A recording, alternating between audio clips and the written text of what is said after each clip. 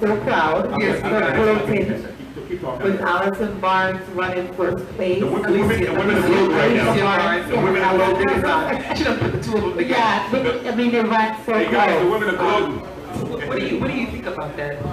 I think it's exciting. I wanted to highlight that for the last few years, I've been going to women's local boot camps. And so for me, it's a tribute to women here in the Virgin Islands and throughout the country that women are coming out, and it's wonderful. So it's really good thing. It's really exciting time. Congratulations to those who have won, and I'm excited to look and see women. I think when we talk about gender balance, it's really important. Look at having more women in elected office. Good. Of course, people don't say that now. It's exciting times. No, but so other than that, so we know that you are not the primary. You will be in general election. So what is it that you would like the people to know about Genevieve Whitaker? What I want to highlight is that for me, this journey has been one I've always envisioned. As a person who's been dedicated to public service my entire life, for me this is an opportunity to serve the people in a different way. So I am very excited about the opportunity. Just by my background, I'm a lawyer. As I highlight to folks, when I first came back home, I was on a mission and for starting actually at the legislature. So my background is in legislative drafting, but for me, I look at this as a critical time in the Virgin Islands period where we look at our economic issues, our social issues, and I feel that I am poised to serve, and I hope that come November, people will vote for me and support me. So again, I'm Genevieve Whitaker, and thank you for the opportunity. Awesome. What would you say, though, to the people as far as what are you the most passionate about? I am, my entire life I've been dedicated to human rights activism. And so when I think about my passion, I'm most passionate about getting people to be engaged in the community. I'm most passionate about, especially our young people. Right now I'm fighting within the court system for the issues of the Virgin Islands heritage, history, and culture. I've been a person who's a guardian to children. I've been helping foster care children. I've taught, I teach now, I teach business law at the university. And so for me, I would say education of children is my greatest area of passion. I am also very much concerned about, as I tell people, this issue of us being on the table, and how laws are passed and how oftentimes we don't consider the public in our decision making. So for me, being at the table is really important. And yeah, that's pretty much if I sum it up as to where we're going. Ethics, corruption, those things are also areas of concern to me, and the openness and transparency of government. Anything for this Whitaker Precious? No, I'm excited to have her here. Thank you very much. She has supported all of our forums. She's attended, so she's definitely doing her due diligence, and good luck. Thank you. Best of luck. And Genevieve Whitaker number. Well, we'll get in a few weeks on the 25th. I think so we'll get our costume. All right. All right. God bless and best of luck to you. Good luck.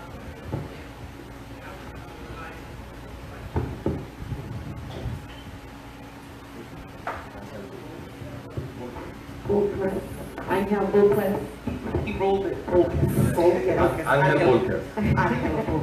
Welcome. I know you are the independent candidate for Senator at Large. I am. Buenas noches, Angel Volquez, your Senator at Large candidate. I'm running in the November 6th general election. I haven't received a number yet. Right. And so you are from St. John, of St. John. You were is it St. Jonian? I should know this. Yeah. St. Jonian. Actually, I was born in St. Croix.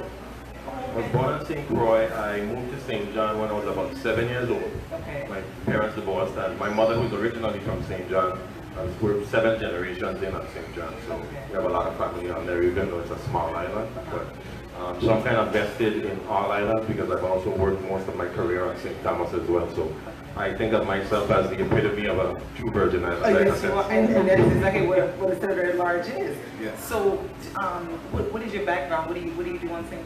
Thomas? Well, my last position, which I stepped down from in order to run for office, I was the administrative assistant to the St. John St. Thomas. St. Thomas District Board of Elections. So I work directly with the Board of Elections. This is my colleague, obviously we work together, but she was in the St. Croix District. Okay. So I've done that. I've also been a computer technology teacher at Airfield School on St. John. I headed the technology department there. We dealt with Title V. I'm not sure if you know about Title V. It's the federal allotment of technology to public and private schools. So I was responsible for inventory management and reports to the federal government, to the Department of Education for our technology in the school. So federal grants and money is now politics. What made the shift? Yeah, you know, I even wake up in the morning sometimes asking myself why, how come? I think it has a mixture of many components. I think it's, you know, we've been watching what's been going on around us for some time now, and sometimes we're not happy with how things are running. And I have complained, and I have made my my position clear about how I feel about how things are happening in our community. And I've decided that in order to make a change, you have to put yourself in a position of change. And I believe I've worked in my last 5.5 years as a public servant through the election system of the Virgin Islands. I decided to, you know, take myself to a different tier and, you know, represent the people and fight for their needs and their futures and their children's futures as well. Anything from you, Precious? Great. Like I said, welcome, thank you, good luck. Any feedback on the results for tonight? Actually, yes. You know, we've been hearing that the numbers are pretty low right now, but I think considering the storm and relocation of polling places, because some people may have had an issue with getting to the polling place because of the consolidation of polling places, which generally happens usually in the primary. So I think all of those parameters have probably inhibited people from actually going out to the poll. But regardless of the low numbers, I still believe it's actually still a good turnout in a sense. Yes. I would say You know, I still think so. I have a question for you. And I hope that everyone takes their time and learns about the experience and the backgrounds of each of the individuals, not only for my particular seat, which I like to try to claim it, but not only for that particular race, but for every race, because it's a very pivotal time right now in the Virgin Islands, and we need really serious, level-minded, and passionate people. And when we say passionate, we don't want them to be too passionate, but we want them to be able to determine what's best for the people and not their own self-interest. Stephen D. Payne Sr. Yeah. His number seems very popular. What do you? Were you looking forward to it going up against him? Oh, I'm ready. Tell us a little bit. I mean, I am so ready. I'm so ready. And you know, like you said, he's very popular, and I don't really particularly think that this should be a popularity match. I think it should be an integrity match. It should be an integrity match that's based on morals and values, and people who are going to actually do the best thing for the people of the Virgin Islands. So yes, I see his numbers. I'm not afraid. I guess you're going to be spending a lot of time. I mean, you've been here a lot, but I imagine now you'll be spending a lot more time here at St. Croix. And how do you see St. Croix in terms of, I mean, the one candidate that really had St. Croix at the forefront of his campaign was Craig Washington. He really connected St. Croix. He ran. Every time he ran, St. Croix was that base that he relied on. Where are you in terms of, you know, the territory, and where's St. Croix in the scheme of things in terms of your candidacy? Well, oh, thank you. As the senator at large, I can't particularly focus on one particular island. My concerns have to be territorial. But as I was saying earlier, I was born on St. Croix, raised on St. John, and worked most of my career on St. Thomas. So I think you weren't here at the time, but I was saying that I feel like I'm the epitome of a true Virgin Islander, and I believe that I can reach out to all of the dynamics. I read, write, and speak Spanish also, so I'll be able to reach the Spanish or Hispanic people as well. My father is from Puerto Rico. And you were born here? And I was born here, yes. You have strong roots here? I have strong roots here. I have family here. My grandparents live in Peters Rest. I have family in Montpiju. I have family here in St. Croix. Yeah. And, you know, I believe that I wouldn't be, not saying that senators are biased or anything, but I believe that with all, yes. Well, I want to thank you. Thank you so much, Danielle. I do appreciate it. And giving us your feedback on tonight's primary. Thank you, Chair. Unhelpful Senator at Large Independent candidate. Yes. All right. Thanks again. Thank you. All right. Have a blessed day. All right, folks, let's wrap this up. Anthony? Yes, Anthony? yes. We are here live. Ariel has Barnes Camp on the line. I'm here with Alicia Barnes, and I just didn't get worn out, so I won't keep it for very long. So, Barnes, congratulations. Can you tell us how you feel? Well, good evening, St. Croix. Well, I feel grateful. I just want to first and foremost give God the praise and all the voters who came out today and participated in this process.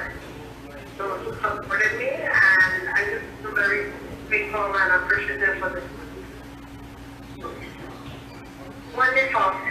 Can you please tell us what part of your message you believe is resonating with the voters? Well, in speaking with the voters, they told me that they very much appreciated the fact that I run a very professional campaign and I remain focused, and that I presented solutions instead of unrealistic promises.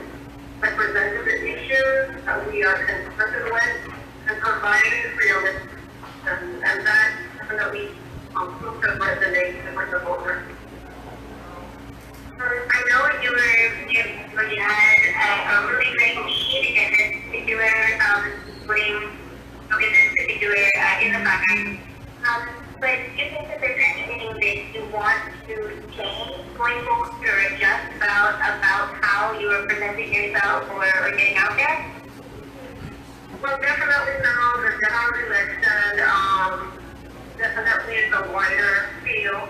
So you definitely have to look at your areas of weaknesses and strengths and do a SWOT analysis as, expanded in any election and in any campaign. But definitely look at the numbers, look at the areas where we could have done better, and just basically fine-tune, everything that we've done. I do believe that the message was complete, and I do believe that the manner in which we presented the message was very much appreciated by the voters. So I don't expect any deviation in that regard, but delivery and sometimes the message, the manner in which that message being had adjust based on the time thought. Thank you so much. Okay, so that's it for now. Okay, so everybody over there have a great night. So thank you. Thank you, Ariel, for being up to date with everything happening in the elections office. We'll see you soon. So that was now Democratic primary front runner, Alicia Barnes, speaking on her, her victory in the primary elections and what she's going to be doing looking forward. Excellent show.